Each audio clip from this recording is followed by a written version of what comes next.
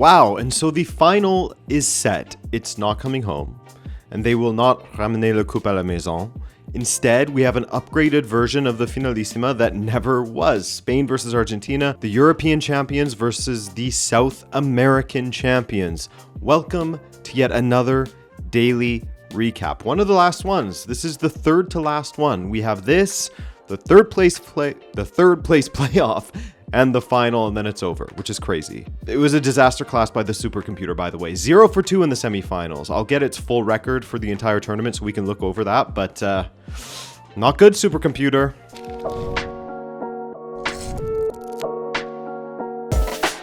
There are two things that drive me crazy. You guys know one of them is stutter step penalties. Get them out. And completely changing your game plan to a negative one once you go ahead by a goal.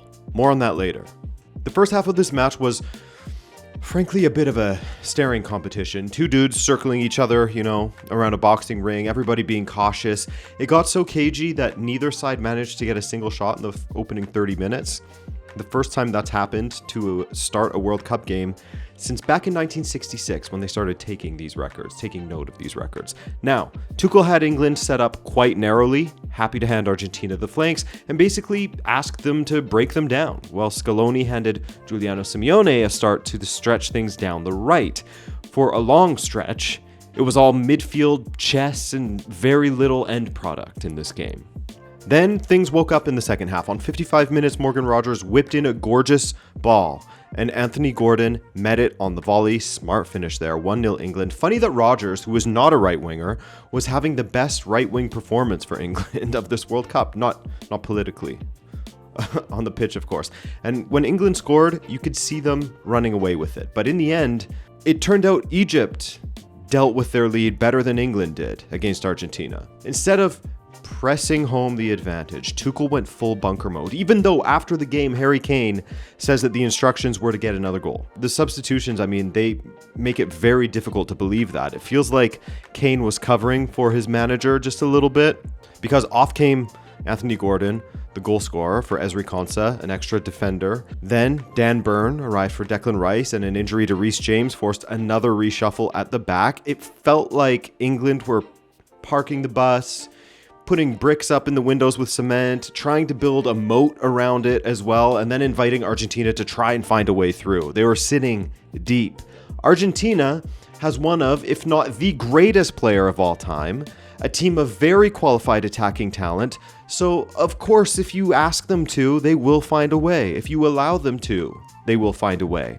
But before all that, huge credit to Jordan Pickford. He played pretty well, pulled off a colossal save to deny Nico Gonzalez a header that was dropping nicely on the line and seemed destined to go in. For a moment, it looked like the sort of rope-a-dope approach might work because the breaks were falling for England as well. McAllister hit the woodwork twice, for example, but Scaloni pushed on. He threw on a triple change and then introduced Lautaro Martinez. The equaliser had been coming, and it landed on 85 minutes. Messi, of course, rolled the ball to Enzo Fernandez, and he hit a stunning, swerving strike past Pickford.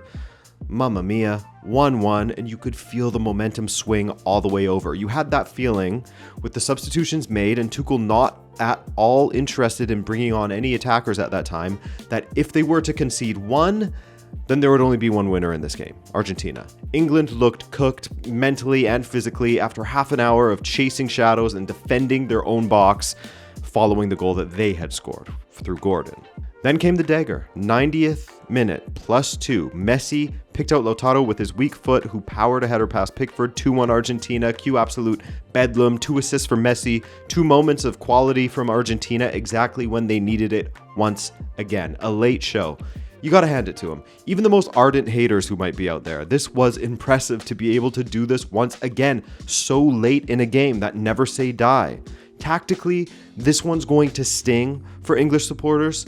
Well, it'll sting enough, missing the World Cup final, but, the manner in which the world collapsed around them will hurt. They did so well to take the lead. That narrow shape did its job defensively for about an hour, but sitting so deep for the final half hour, handing Argentina the ball, the territory, and the initiative, they gave Messi way too much of the initiative. You can't do that.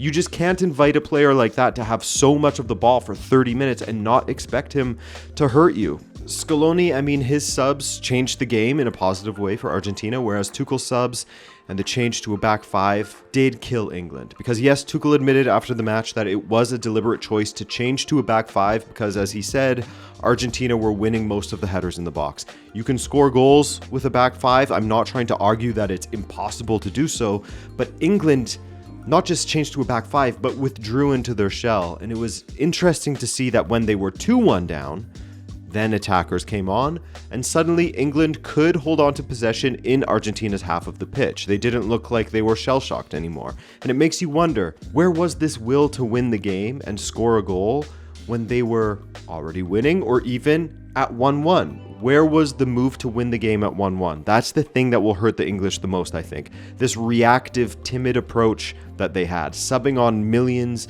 of defenders. So yes, there was an aspect of sabotage from England, self-sabotage, as they absolutely have the team that could defeat Argentina with a different approach to taking the lead, which sounds weird to say. Their approach to the game once they took the lead was what lost them the game. But it's true. But that's not the only thing that lost them the game, right? The rest was brilliance from Argentina. I mean, McAllister, Nico Gonzalez, they came close. Then Messi kind of took over, his assist to Enzo. I mean, there was a lot of work to be done by Enzo after receiving that pass, let's be real. One of the easiest assists Messi will get.